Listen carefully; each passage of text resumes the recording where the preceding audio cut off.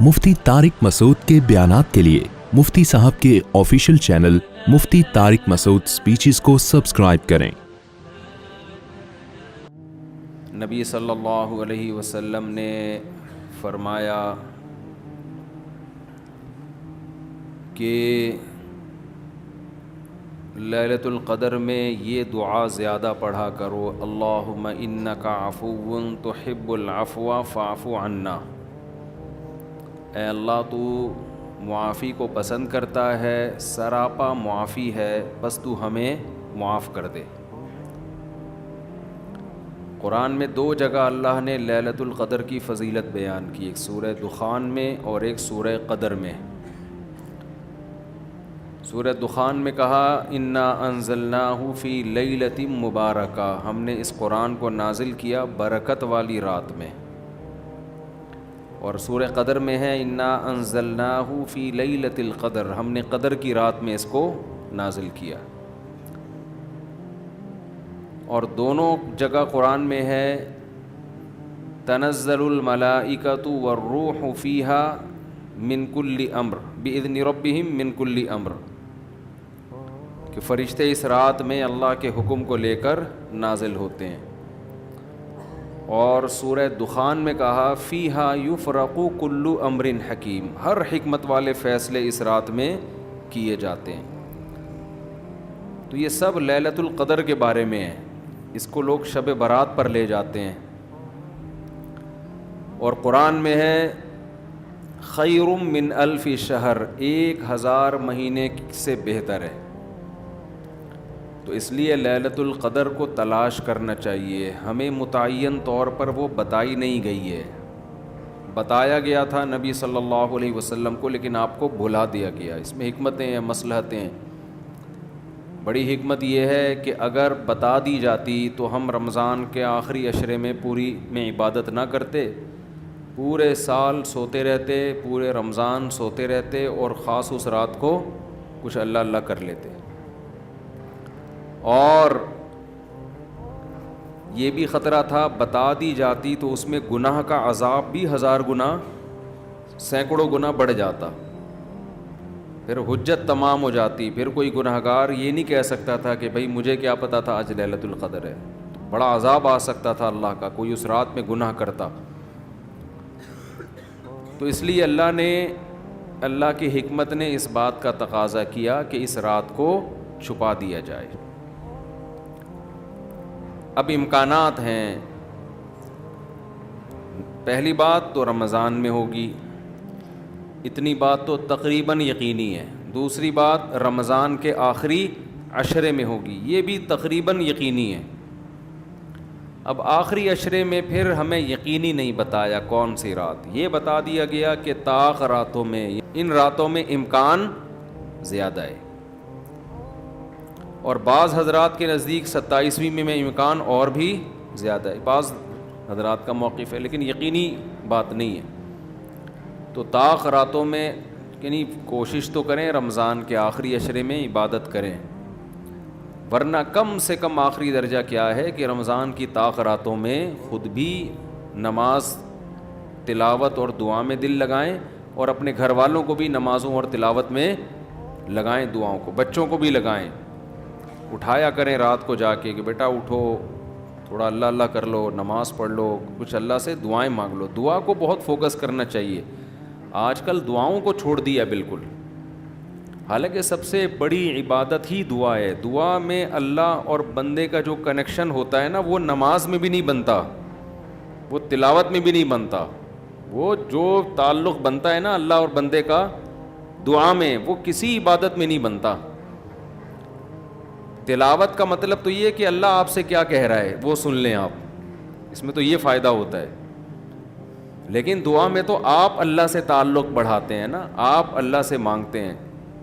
تو اس لیے ان راتوں میں خوب گڑ گڑا کے لمبی لمبی دعائیں مانگنے کا معمول بنائیں۔ اعتکاف والے ساتھی بھی بیٹھ جائے کریں اکیلے میں، کہیں کچھ کر لیں، اللہ اللہ سب کچھ مانگ لیں، یہ سوچ کر کہ جو مانگیں گے اللہ ہمیں وہ دے گا۔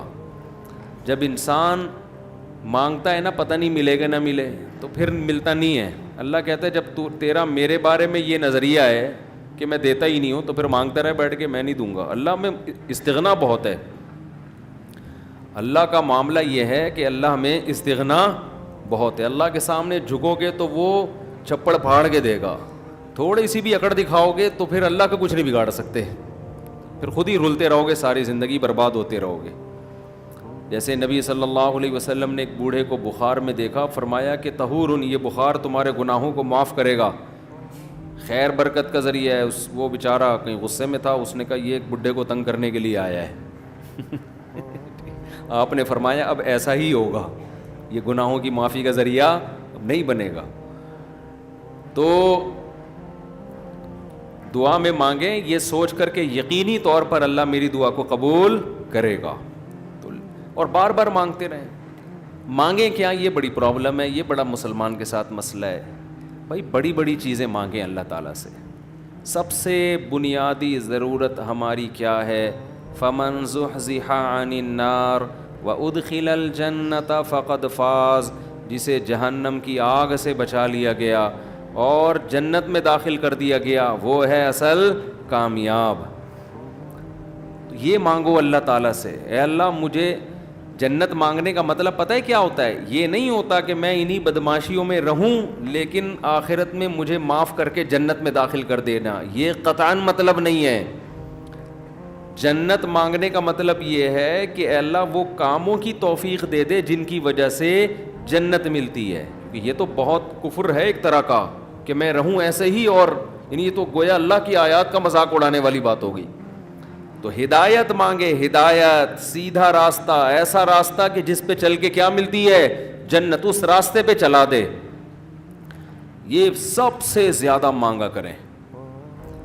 اور جو دین کے کام میں لگے ہوئے ہیں, مبلغین ہیں, علماء ہیں, دینی مدرسے کے طلباء ہیں, وہ ایک اور دعا بہت زیادہ مانگا کریں, کیونکہ ان کو صرف جنت تھوڑی چاہیے, ان کو تو یہ چاہیے کہ ہمیں اللہ نے پیغمبروں کا وارث بنایا ہے, تو ہم سے اے اللہ تو دین کا کام بہت زیادہ لے لے, جو ہمارا مقصد ہے, ہمارا ہدف ہے. اگر ایک عالم کاروبار کامیاب کر کے چلا گیا تو یہ کون سا تیر مار لیا اس نے, یہ کوئی اس کا اصل کام تھوڑی تھا. ایک عالم شادی کر کے 4 شادیاں کی اور دھڑا دھڑ بچے پیدا کر کے دنیا سے چلا گیا, کام تو یہ بھی اچھا کیا اس نے, لیکن یہ اس کا اصل ہدف, یہ تو کوئی بھی کر سکتا ہے. یہ تو ابو ظہبی کے جو سابق بادشاہ تھے, ان کے میرے خیال ہے 100 کے قریب کہا جاتا ہے بیٹے تھے ان کے, دھڑا دھڑ شادیاں کی انہوں نے. وہ لوگ تو پھر طلاقیں دے دے کے بھی کرتے رہتے ہیں نا عرب بادشاہ, انہیں کوئی نہیں پوچھتا کہ طلاق دے بھی ہم تو آپ اور نہیں, یہ حرکت شروع کر دینا, پٹو گے بہت برے طریقے سے. اور ویسے بھی شریعت میں پسندیدہ کام نہیں ہے طلاق دینا, لیکن عرب لوگوں کے پاس پیسہ بہت ہے, وہ بھائی ایک بیوی کو طلاق دی, یہ بھائی بنگلہ دے دیا, وہ خوش ہوتی ہے, چل بھائی بنگلہ ملا, ایک اور شادی کی, تو ان کے ہو جاتے ہیں 100. تو عالم کا اصل کام کیا ہے؟ اللہ اس سے دین کا کام لے لے. جیسے پیغمبروں کو دنیا میں بھیجا گیا دین کی خدمت کے لیے, وہ اگر وہی نہ کریں تو پھر ان کا مقام اور مرتبہ ہے, ظاہر ہے ان کا مقام کس لیے؟ دین کی خدمت. تو جو دینی مدرسوں کے طلباء ہیں, علماء ہیں, ان کا تو یہ فرض ہے کہ اتنا مانگے اللہ سے کہ اللہ ہماری صلاحیتیں ضائع نہ ہوں, تو ہم سے دین کا بہت زیادہ کام لے لے. ایک عامی آدمی بھی یہ دعا مانگ سکتا ہے, لیکن طلباء اور علماء کے لیے اس کی اہمیت زیادہ ہے. تو اس میں ہمارے حضرت یہ دعا بتایا کرتے تھے, اے اللہ اخلاص کے ساتھ کام لے لے دین کا, کیونکہ دین کے کام میں بہت دفعہ ریاکاری آتی ہے. کام دین کا ہوتا ہے لیکن پھر آدمی کی اپنی انا شامل ہو جاتی ہے, اپنی پبلسٹی, میں بڑا بن جاؤں, میری پروموشن ہو, مجھے لوگ واہ واہ کریں, یہ نفس کی خواہش اس میں کیا ہوتی ہے شامل, اور اس سے دین کا کام تو ہو جاتا ہے, آپ کو قیامت کے دن ٹکے کا بھی اجر نہیں ملتا. کیوں؟ حدیث میں آتا ہے ان اللہ رب یؤید ھذا الدین برجل فاجر او کما قال صلی اللہ علیہ وسلم, اللہ بعض دفعہ کسی فاسق سے بھی دین کا کام لے لیتے ہیں. اس کا اللہ کی نظر میں مقام نہیں ہوتا, لیکن بعض دفعہ کام اللہ اس سے لے لیتے ہیں, ہو جاتا ہے, لیکن مقبول نہیں ہوتا وہ. تو اخلاص کے ساتھ دین کے کام کی اللہ توفیق دے. کس کے ساتھ؟ اخلاص. دوسرا عافیت کے ساتھ. دین کے کاموں میں آزمائشیں بہت ہیں, جیلیں بھی ہیں, لوگوں کی صلواتیں بھی ہیں. تو انسان اللہ سے دعا یہی مانگے کہ عافیت کے ساتھ ہو جائے, آزمائشوں میں نہ گھروں میں. اور تیسری بات, قوت اور ہمت کے ساتھ. قوت الگ چیز ہے, ہمت الگ. پاور بھی ہو میرے پاس کام کی, کمزور آدمی دنیا میں کام نہیں کر سکتا, تو کام بھی قوت کے ساتھ ہو, پاور کے ساتھ, جاندار کام ہو, کچھ کر کے جاؤں دنیا سے. لوگ کہیں بھائی, لوگ کہیں نہ کہیں, اللہ کہے کہ کچھ کر کے گیا ہے. لوگوں کو بعض دفعہ پتہ ہی نہیں ہوتا, کر کوئی اور رہا ہوتا ہے, کیش کوئی اور کرا رہا ہوتا ہے. تو اللہ کو پتہ ہے, اللہ کہے کہ واقعی تو کچھ کر کے آیا ہے. اور چوتھا, ہمت کے ساتھ. طاقت ہوتی ہے, بہت سے طاقتور ہم نے دیکھے ہیں سستی کی وجہ سے کام نہیں کر رہے ہوتے, پوستیوں کی طرح پڑے رہتے ہیں. وہ پاور بھی ہوتی ہے, بولنے کی طاقت, چلنے کی طاقت, دوڑنے کی طاقت, لیکن کیا ہر دوڑنے والا دوڑتا بھی ہے؟ اس کے لیے ہمت بھی تو چاہیے نا. کمزور میں ہمت ہوتی ہے, طاقت نہیں ہوتی. طاقتور میں, یعنی اگر کمزور میں ہمت ہو, طاقت نہ ہو, وہ بھی کسی کام کا نہیں. آپ میں طاقت ہے مگر ہمت نہیں ہے, آپ بھی کسی کام کے نہیں ہیں. تو ہمت کے ساتھ, تو یہ 4 الفاظ کے ساتھ دعا مانگا کریں.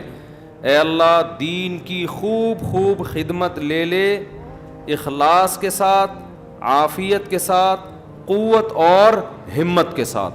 اتنی خدمت کہ میں دین کے کاموں میں کسی سے پیچھے نہ رہوں, کیونکہ مقابلہ ہے, کمپٹیشن ہے.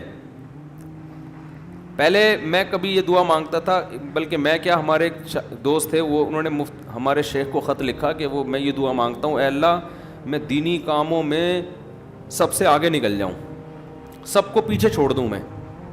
حضرت نے فرمایا یہ سب کو پیچھے چھوڑنے والی دعا ٹھیک نہیں ہے. وہ کہیں گے ہمیں کیوں دعا میں ہرا رہا ہے, تو اپنے لیے مانگنا. یہ ایسا ہی ہے جیسے آپ کہہ رہے ہو, اللہ مجھے اتنا پیسہ دے کہ وسیم سے زیادہ دے دے مجھے, وسیم مجھ سے پیچھے رہ جائے. تو وسیم کہے گا تو اللہ سے جتنا پیسہ مانگ, مجھے کیوں پیچھے کر رہا ہے اپنے, میں نے تیرا کیا بگاڑا ہے بھائی. تو حضرت نے دعا کے الفاظ چینج کروائے, ان سے کہا یوں نہ مانگا کرو کہ میں سب کو پیچھے چھوڑ دوں, بلکہ یوں دعا مانگو میں کسی سے پیچھے نہ رہوں. مجھے اپنے آگے نکلنے کی فکر ہے, دوسروں کو پیچھے چھوڑنے کی نہیں ہے. تھوڑی سی ورڈنگ صحیح کر لو اپنی. تو یہ 2 دعائیں بہت مانگا کریں.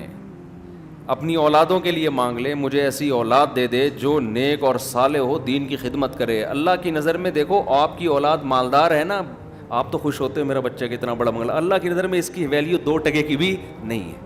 اگر اللہ کی نظر میں ان پیسوں کی, گاڑی بنگلے کی کوئی 2 ٹکے کی حیثیت ہوتی نا, تو موسیٰ کلیم اللہ کو اللہ سب سے زیادہ مال دیتا,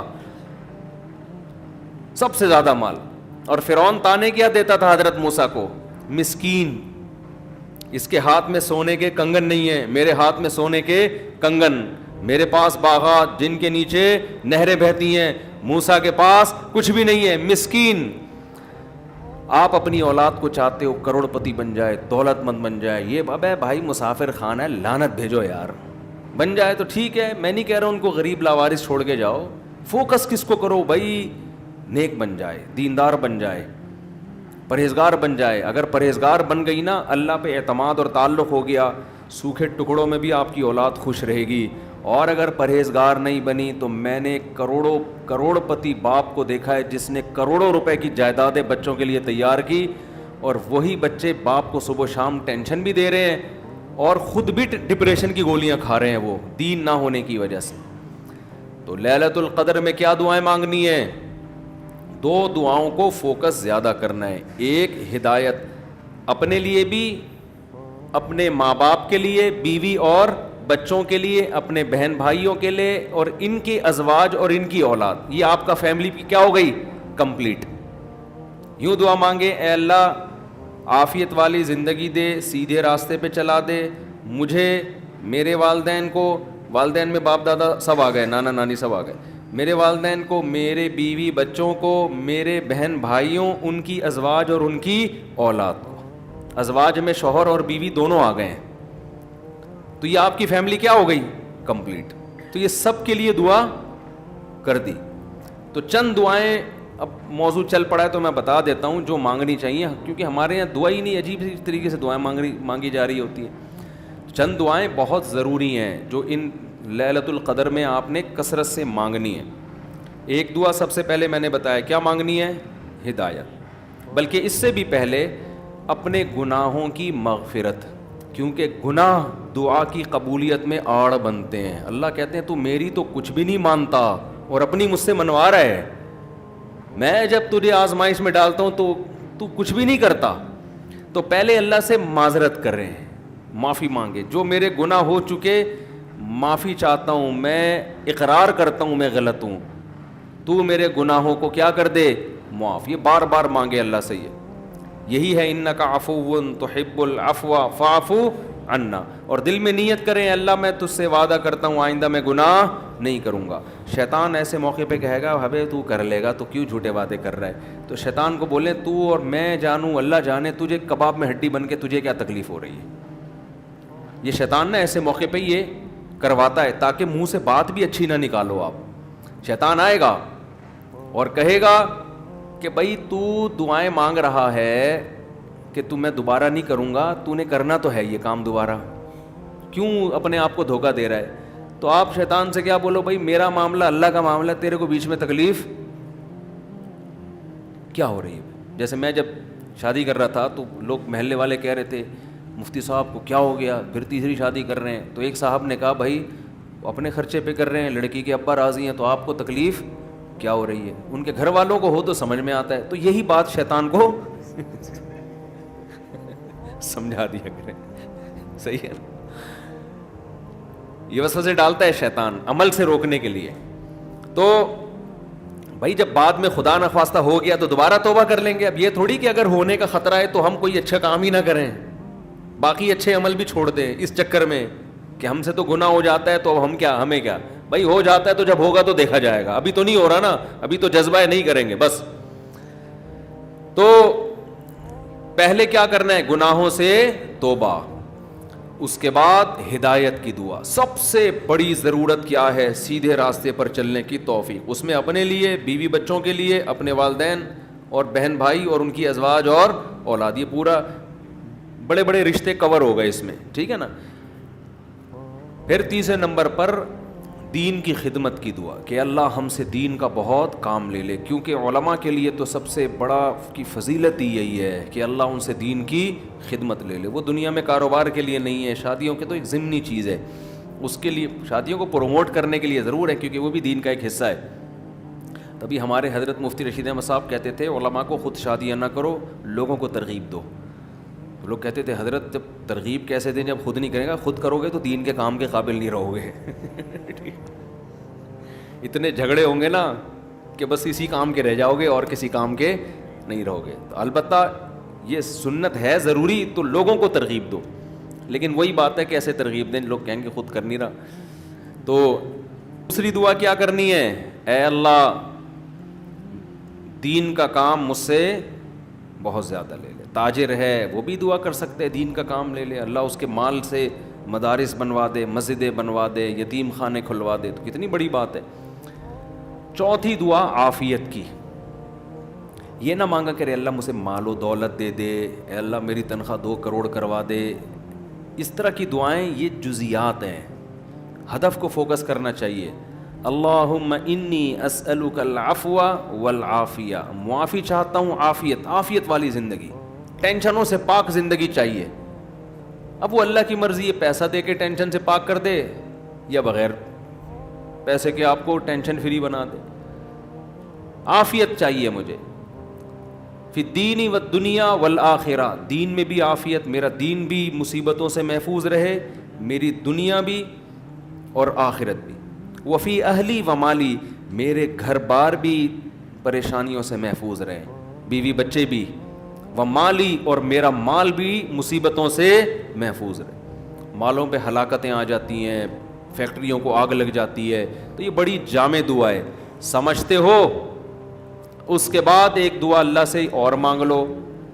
شادی شدہ آدمی کے لیے گھر ایک بڑی ٹینشن ہوتا ہے نا، وہ کہہ سکتا ہے کہ میں اللہ سے مصیبت سے پناہ مانگ رہا ہوں، تو مصیبتیں تو میں نے گھر میں خود پالی ہوئی ہیں. شادی شدہ لوگ، بعض لوگوں کی یہ رائے ہوتی ہے، تو یوں دعا مانگو ربنا ہب لنا من ازواجنا وذریاتنا قرۃ اعین، اے اللہ ہمیں ہماری ازواج یعنی بیویوں اور اولاد کی طرف سے آنکھوں کی ٹھنڈک. یہ دعا عورت بھی مانگ سکتی ہے کیونکہ زوج کا لفظ بیوی پر بھی اور شوہر پر بھی. آنکھوں کی ٹھنڈک دے, ان کو ہماری آنکھوں کی ٹھنڈک بنا دے. جب ہم گھر آئیں تو خوشی ہو, میری وائف بیٹھی ہوئی ہے ماشاءاللہ, میرے بچے بیٹھے ہوئے ہیں, خوشی ہو. یہ نہ ہو کہ جب گھر آئے تو پتہ چلا بیگم میکے گئی ہوئی ہے تو خوشی سے پاگل ہو جائے آدمی, جیسے کہ آج کل ہو رہا ہے. وہ موقع ہی نہیں ملتا دیکھنے کا. وہ ایک آدمی کا دکھایا, اس کی بیوی میکے جا رہی ہے تو وہ بڑا پریشان نہ کہ یار جا رہی ہے, افسوس ہوا, اور ادھر منہ کر کے خوشی سے ناچ رہے ہیں. ٹھیک ہے نا, تو یہ کنڈیشن نہ ہو. اے اللہ ہمارے گھر والوں کو اور اولاد کو ہمارے لیے آنکھوں کی ٹھنڈک. آنکھوں کی ٹھنڈک کا یہاں مطلب یہ ہے کہ ان کو نیک بنا دے. ان کو کیا بنا دے؟ نیک شریف شرفا, نماز روزے میں لگے ہوئے ہوں, گھر جاؤ تلاوت کا ماحول ہو, دعاؤں میں لگے ہوئے ہوں, تلاوت کر رہے ہوں. تو جس کی فطرت صحیح ہو اسے یہ عمل دیکھ کر اس کی آنکھیں کیا ہو جاتی ہیں؟ ٹھنڈی. اور اگر آپ گھر میں گئے, بیگم صاحبہ ڈرامہ دیکھ رہی ہیں, سین چل رہا ہے بڑا ٹائٹ قسم کا نا, اور بچے بھی پب جی پہ لگے ہوئے ہیں, فلمیں دیکھ رہے ہیں, میوزک سن رہے ہیں, خدا کی قسم اس سے آپ کی آنکھیں ٹھنڈی نہیں ہوں گی. میں لوگوں سے کہتا ہوں اپنی بچی کو اسکارف پہناؤ, پراپر ڈریس پہناؤ, پھر دیکھو کتنی پیاری لگے گی آپ کو. اور آپ اس اسکارف جو ہے نا, اور اسکرٹ پہنا دو, سلیو لیس کپڑے پہنا دو, آپ کو وہ آنکھوں کی ٹھنڈک نہیں لگے گی. گھر کا ماحول دینی ہو, طہارت کا, نماز کا, تلاوت کا, معمولات کا. تبلیغ والے کروا دیتے ہیں, اپنی عورتوں کو تبلیغ میں وقت لگواؤ گے تو گھر میں یہ معمولات شروع ہو جائیں گے. تبلیغ میں بڑی جان ہے. بڑے بڑے لوگوں کو میں نے دیکھا ہے, بیگم کنٹرول میں تھی, تبلیغ میں لے گئے, صحیح ہو گئی, وہ گھر کا ماحول بن گیا. اور گھر کا ماحول عورت سے بنتا ہے, آدمی سے نہیں بنتا.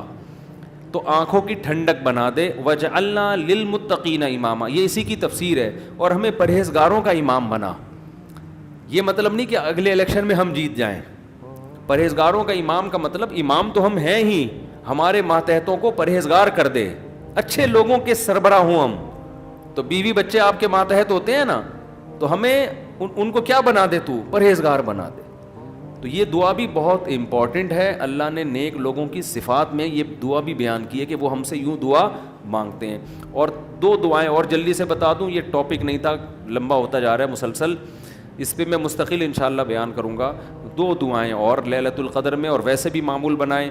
ایک دعا یہ کہ جہنم کی آگ سے خلاصی, بار بار قرآن یہ بیان کرتا ہے, جنت کی طلب اور جہنم کی آگ سے خلاصی. قرآن بار بار کہتے ہیں ہمارے نیک بندوں کے دل میں جنت کی اتنی لالچ ہے کہ راتوں کو اٹھ اٹھ کے اللہ کو پکارتے ہیں کہ اللہ ہمیں اس جنت کا وارث بنا دے, محروم نہ کرنا اس جنت سے. جن کا آخرت پر ایمان نہیں ہے نا, انہوں نے جنت کو دوسرے درجے پہ رکھا ہوا ہے. میں بھی ہو سکتا ہے جنت ہو, مل جائے تو ٹھیک ہے, اس طرح سے مانگ رہے ہوتے ہیں. آپ مجھے بتاؤ دنیا میں آپ کو کوئی ایسا پیکج دیا جائے کہ یہ کر لو تو تمہیں پھر اس کے بدلے میں یہ ملے گا, اس میں 1000 گز کا بنگلہ ملے گا, اور ایسا بنگلہ ہوگا, کروڑوں روپے کا بنگلہ ہوگا, اس میں پھر تمہاری بڑی اچھی شادی ہو جائے گی, بہت خوبصورت بیوی ملے گی تمہیں, اور اس میں تمہاری خوراک ایسی ہوگی, تمہاری جوانی 100 سال تک رہے گی, ہیں بھائی, اور تمہیں جناب کروڑوں کروڑوں روپے کی گاڑیاں ملیں گی. یعنی جنت کے 10ویں حصے کی بات اگر ہم سے کی جائے دنیا میں, تو میرا خیال ہے سارا دن اس کی تلاش اور طلب کے علاوہ ہمارا کوئی کام نہیں ہوگا. کیونکہ یقین ہے نا, اس دنیا کو دیکھا ہوا ہے, آخرت کو دیکھا نہیں ہے. تو اللہ تعالیٰ کہتے ہیں کہ ہمارے نیک بندے راتوں کو اٹھ کے اللہ سے کیا مانگتے ہیں؟ جنت. کہ اللہ ربنا وآتنا ما وعدتنا علی رسولک, اے اللہ تو نے پیغمبروں کی زبان سے جس جنت کا ہم سے وعدہ کیا ہے وہ اس وعدے سے ہمیں محروم نہ کرنا, وہ دینا ہمیں جنت, ہم محتاج ہیں اس کے. وہ بڑی دل نشیں جنت ہے, ایسا نہ ہو کہ نیک لوگ اس میں جا رہے ہوں اور ہمیں اس سے روک دیا جائے. اس وقت یہ منظر قہر بن کے گرے گا آپ کے اوپر, یہ بہت بڑی ٹینشن ہوگی. اور جہنم کی آگ سے پناہ, ربنا صرف عنا عذاب جہنم, جہنم کی آگ کو ہم سے دور کر دے. تو یہ چند دعائیں ہیں جو مانگا کریں پابندی کے ساتھ. سمجھتے ہو کہ نہیں سمجھتے؟ اور ایک آخری دعا، اگر آپ کے والدین دنیا سے جا چکے ہیں یا آباء و اجداد کوئی بھی جا چکے ہیں، ان کی مغفرت کی دعا، ان کو بھولنا، جن میں والدین تو بہرحال وہ تو زندگی بھر نہیں بھولنا ان کو. جب مغفرت کی دعا تو سب سے پہلے اپنے والدین کے لیے الگ الگ مانگا کرو، باپ کے لیے الگ اور ماں کے لیے الگ، ہول سیل کے حساب سے نہ مانگا کرو. بعض لوگ ہول سے، یا اللہ جتنے بھی مرحومین دنیا سے جا چکے ہیں سب کی مغفرت فرما دے، تو مرحومین میں ابا بھی آ گئے، اماں بھی آ گئے، نانی بھی آ گئی، دادی بھی، سب ہول سے. دعاؤں میں ہول سیل نہیں چلتا، نام لے لے کے اس میں زیادہ خشوع و خضوع پیدا ہوتا ہے. سمجھتے ہو؟ اب ظاہر ہے سارے مرحومین کا تو نام لے نہیں سکتا نا، تو خود ہی مرحومین میں داخل ہو جائے گا تھوڑی دیر میں. تو چند اسپیسیفک مرحومین کا نام لے کے پھر ہول سیل کے حساب سے کہ جتنے دنیا سے مسلمان جا چکے ہیں اللہ مغفرت کرے. تو یہ کام ضرور کرنا چاہیے لیلۃ القدر میں. اور لیلۃ القدر میں مخصوص عبادت ثابت نہیں ہے. یہ جو چل رہا ہوتا ہے نا کہ پہلی رکعت میں یہ سورت پڑھیں، پھر یہ سورت پڑھیں، پھر یہ سورت پڑھیں، یہ سب چیزیں غیر ثابت ہیں، بدعت ہیں. ان سے اجتناب کریں. تمام دوائیں بچوں کی پہنچ سے دور رکھیں، تمام بدعتیں اپنی اور بچوں کی پہنچ سے دور رکھیں. تو لیلۃ القدر میں آپ سمپل نماز پڑھیں، زیادہ سے زیادہ دعا مانگیں، اور تسبیحات ہیں، تلاوت ہے، یہ کام کریں. سمجھتے ہو؟ دوسرا، جتھے نہ لگائیں لیلۃ القدر میں. اس کو بھی لوگوں نے ایک شو بنا لیا ہے. جتھے دوست احباب مسجدوں میں ٹوپیاں پہن کے جا رہے ہیں اور پھر بیٹھے ہوئے ہیں، گپے لگ رہی ہیں، ہاں ہلا گلا چل رہا ہے، پھر چلو جی جماعت سے نماز ہو رہی ہے. ٹھیک ہے، جماعت سے نماز بھی پڑھ سکتے ہیں، لیکن تراویح میں تو بڑی جماعتیں جائز ہیں، تو ثابت ہے خلفائے راشدین سے. تہجد میں بڑی جماعت ثابت نہیں ہے، لہذا یہ بھی بدعت ہے. تراویح تو ثابت ہے نا، اس میں تو جتنے پوری مسجد بھر جائے، لیکن تہجد میں اس طرح تداعی کہ اتنے لوگوں کو اکٹھا کرنا کہ قاری صاحب تہجد پڑھا رہے ہیں سب لوگ آ جاؤ، یہ نبی سے ثابت نہیں ہے. جب ثابت نہیں ہے تو جائز بھی نہیں ہے. تو اس لیے تہجد میں اگر کسی نے جماعت پڑھنی ہے، 2-3 سے زیادہ افراد کو اکٹھا بولو نہ کریں، تاکہ زیادہ تعداد نہ ہو جائے لوگوں کی. لیکن بہتر یہی ہے کہ اپنے طور پہ پڑھیں تہجد. تراویح ہو گئی جماعت کے ساتھ، باقی نوافل کیسے پڑھیں؟ انفرادی میں الگ اللہ سے تعلق بنتا ہے، جماعت میں الگ تعلق بنتا ہے، تو اس میں انفرادی کو فوکس کریں. تو کوئی مخصوص صورتیں پڑھنا، پہلی رکعت میں یہ، دوسری میں یہ بھی بدعت ہے. صلاۃ التسبیح کی جماعت بھی جائز نہیں ہے. سمجھتے ہو؟ صلاۃ التسبیح انفرادی طور پر تھوڑا سا اختلافی مسئلہ ہے. جمہور علماء کے نزدیک سنت ہے. بعض کچھ علماء ایسے بھی گزرے ہیں جو صلاۃ التسبیح کو نہیں سنت مانتے. وجہ اس کی یہ ہے کہ وہ کہتے ہیں اس بارے میں کوئی بھی صحیح حدیث موجود نہیں ہے. لیکن چونکہ روایات کی کثرت ہے، اور کثرت سے جب روایات ہوتی ہیں تو درجہ حسن تک حدیث پہنچ جاتی ہے. اس بیس پر بہت سے علماء کی رائے یہی ہے کہ پڑھ لینی چاہیے. تو جو اختلافی مسئلہ ہو اس میں اگر کوئی بھی رائے رکھتا ہے تو اس میں شدت جائز نہیں ہے. سمجھتے ہو کہ نہیں سمجھتے؟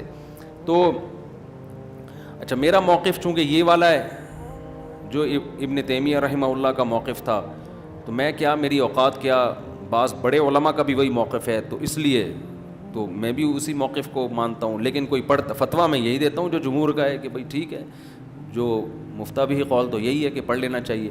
عبداللہ بن مبارک، علامہ ناصر الدین البانی رحمہ اللہ نے اس مسئلے میں عبداللہ بن مبارک کی تقلید کی ہے. ان کی نظر میں بھی اس بارے میں کوئی حدیث صحیح نہیں ہے، لیکن چونکہ عبداللہ بن مبارک سے اس کی سنیت منقول ہے تو انہوں نے اس مسئلے میں تقلید کی ہے. کس کی؟ عبداللہ ابن مبارک کی، کہ اتنے بڑے آدمی پڑھتے تھے تو ٹھیک ہے. تو خیر کہاں سے لمبی بات چلی گئی. تو لیلۃ القدر میں دعائیں مانگنی ہیں اور گناہوں سے معافی. تو گناہوں سے معافی میں گناہ دماغ میں ہوں گے تو معافی مانگے گا نا. تو پہلے اپنے گناہوں کے بارے میں سوچنا بھی ہے کہ میرے اندر خرابیاں ہیں کیا. تو دیر آر 2 types آف خرابیز. خرابیوں کی کتنی قسمیں ہیں؟ 2. ایک اللہ سے معاملہ ٹھیک نہیں ہے، ایک اللہ کے بندوں سے. تو اللہ سے جو معاملہ ٹھیک نہیں ہے، فرض نماز آپ کے ذمے، روزے آپ قضا کر رہے ہیں، بد نظری کر رہے ہیں، سود کھا رہے ہیں، زنا کر رہے ہیں، انٹرنیٹ پر فحش فلمیں دیکھ رہے ہیں، داڑھی کاٹ رہے ہیں اور ازار ٹخنوں سے نیچے رکھتے ہیں اور زکوٰۃ نہیں دیتے. یہ سب کس کے حقوق ہیں؟ اللہ کے. حج نہیں کیا، فرض ہوا ہے آپ کے اوپر. اور مخلوق کے حقوق کیا ہیں؟ سب سے پہلے دیکھنا ہے وراثت تو پھوڑ پھاڑ کے نہیں بیٹھا ہوا میں کہیں, ابا کا انتقال ہو گیا ایسا تو نہیں میں کسی کا حصہ کھا رہا ہوں.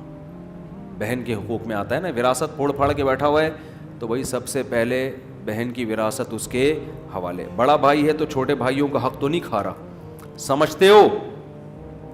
تو مخلوق میں سب سے پہلے مالی حقوق ہیں. پھر دیکھو قطع رحمی تو نہیں کی ہوئی, ایسا تو نہیں کوئی قریبی رشتہ دار ہو جس کو پورے سال آپ پوچھنے کی توفیق ہی نہیں ملتی, تو قریبی رشتہ داروں کو منا لو, تھوڑا سا ہیلو ہائے کر لو, سلام دعا کر لو ان سے, کیا جا رہا ہے اس میں. تو یہ موٹے موٹے رشتہ داروں کے حقوق یہ سوچ کے اللہ سے توبہ کر لو اور وہ حقوق ادا کر لو. پھر لیلۃ القدر بنے گی. جس طرح سے آج کل لیلۃ القدر منائی جا رہی ہے نا, حالانکہ وہ منانے کی چیز نہیں ہے, لیکن جس طرح سے منائی جا رہی ہے اس طرح تو بھائی ہزاروں لیلۃ القدر آ جائیں تو کیا فائدہ, تھوڑی بہت عبادت کا ثواب تو مل جائے گا, لیکن جو فضیلت ہے گناہوں سے توبہ کی توفیق, اور اللہ تعالیٰ فیصلے کرتے ہیں پورے سال, تو جب جو وراثت کھانے کا ارادہ کر کے بیٹھا ہوا ہو اس کے لیے کیا فیصلے ہوں گے پورے سال, خود سوچ لو آپ. تو یہ تھوڑا لیلۃ القدر کے حوالے سے کچھ باتیں تھیں, اللہ عمل کی توفیق دے بس.